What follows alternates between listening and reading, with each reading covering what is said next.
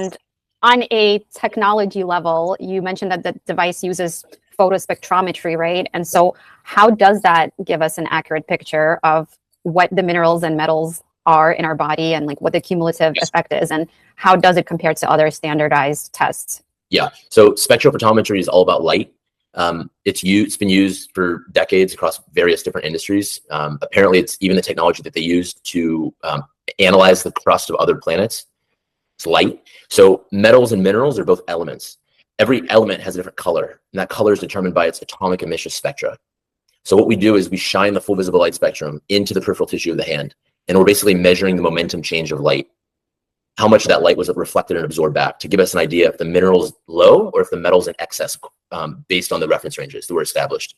So the first 10 years of the OligoScan before it came to market, a Brazilian scientist was basically testing people and establishing these reference ranges using statistical Gaussian methods. So that's basically how the technology works. How does it compare to blood, hair, and urine?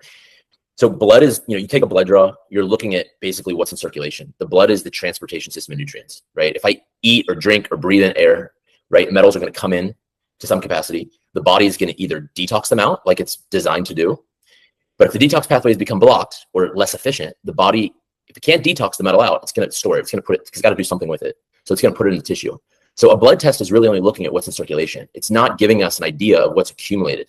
The body wants to keep the blood in homeostasis. It does not want high mercury in the blood, but there might be high mercury in the blood if you ate a piece of swordfish last night for dinner, or if you have a dental mercury filling that's leaching into your body, it's going to be in the bloodstream. So that's blood. Hair is looking at what the body's excreting via the hair in the past 90 days. It's looking at excretion. Dr. Buttar did an amazing, well, he actually testified to Congress in 2000s, and you can read this online, but he basically gave 2 hair tests, one to normal children, one to autistic children. And what he saw was that all of the normal kids had metals in the hair, and all of the autistic kids, they had very low levels coming out in the hair. And what does that tell us? That tells us that we actually want to excrete metals in the hair. It's a sign that the person's excreting. But these autistic children, they had no metals coming out in the hair. So hair is looking at excretion capability, but it's not looking at what the body's accumulating necessarily. Same with urine. Urine's looking at what the body's excreting via the kidneys, provoked or unprovoked. So they're all different tests. They're all really looking at different vectors of the body. I tell people it's not that one is better than another, because they're all looking at different things.